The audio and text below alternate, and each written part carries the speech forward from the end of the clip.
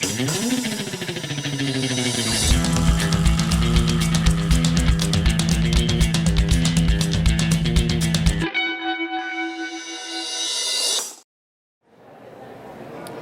to TechWire, a conversation about government, politics, and technology. My name is Christina Gagnier. Today I'm joined by Scott Paterson, Deputy Director for Enterprise Solutions at the California Department of Technology. Scott, thank you so much for joining us again. Oh, thank you for having me. So I know you are the one principally in charge of California Department of Technology's mobile gallery, which has been a really innovative way to get citizens more involved in government. Can you speak a little bit about some of the updates and new things that have been launched in the mobile gallery? Yes, so when we did the redesign and launched that back in October, we designed the mobile gallery to be extensible in that we can make changes relatively quick and easy on this new architecture. So what we did in May is we released the local government category for apps to be added to the mobile gallery, which in essence is going to expand the information and services out to the public at the local level. So really, we've now added, we mentioned this at a county gathering at SISDA, and have been adding multiple apps from the counties. And then as that's been happening, just as well, the cities have been jumping in it, which we're more than happy to list all of the local government apps. So it's kind of neat in that they are doing the outreach to us now. And what we really want to do is get this, it's all about getting the information and services out to the public, and a lot of those services, besides the state, the local services are really boots to the ground of where the people are going for these services. So we're more than happy to get these things out.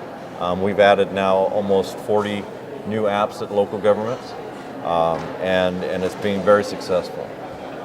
So we've had the opportunity to have a conversation about the rollout of the mobile gallery in stages, and we've also discussed things like the challenges and opportunities that the mobile gallery has faced. After this May rollout and this engagement of local government, which is really critical, kind of on the ground for citizens, what do you see as some of the opportunities and challenges moving forward?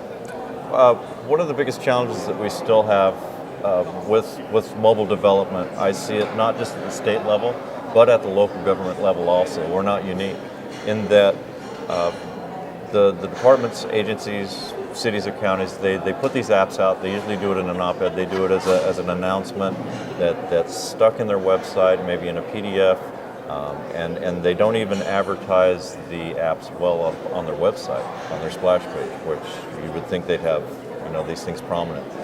So they take the time and the effort to build this and get this information out, but it's usually only in one shot at this point. What the mobile gallery does is it gives them the opportunity now to have that mobile app live on and to be able to point the public to a single point of contact for not just state apps but local government. And it's used now as kind of a state and local government vehicle for mobile apps. So it's an opportunity for not just government, local and state, but for the public to be able to say, okay, if I'm in this locality, let me go to the California Mobile Gallery and see what's available for me. Yeah, so the mobile gallery has sort of become like a digital commons where all the apps are there and people can access them. Right. And since local government's kind of been the latest and greatest, what's next? Really what I'd like to do is we want to continue getting the apps at the local level with the state, because everyone's continually thinking mobile first, which is where we want to be. But really what I'd like to do is, as we gather all of these new apps and information, probably do another redesign of the mobile gallery and thinking from a user's perspective, because I can look at it in one thought process as being over the program, but you really want to make it user-friendly and user-centric. So where I'd like to go with this is to have the ability for the user to be out in any local entity, city or county within California, and be able to enable their device if they'd like to find out what services and information are available around them at that point. So really have things geolocated for services and information that would be pertinent to them where they're at, and have that information come up.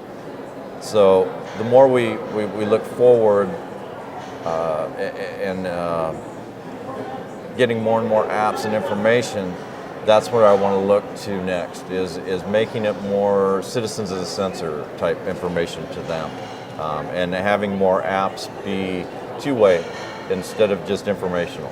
So it's exciting in that, like I said, the cities and counties and state government are all now looking at mobile first, and creating these services and information. Well, it certainly sounds like you've come a long way to make sure the gallery is citizen-centric and meeting people where they're at. And Scott, thank you so much for joining me again today. Oh, thank you. I appreciate it. And thank you to our audience for once again joining us in a conversation about government, politics, and technology.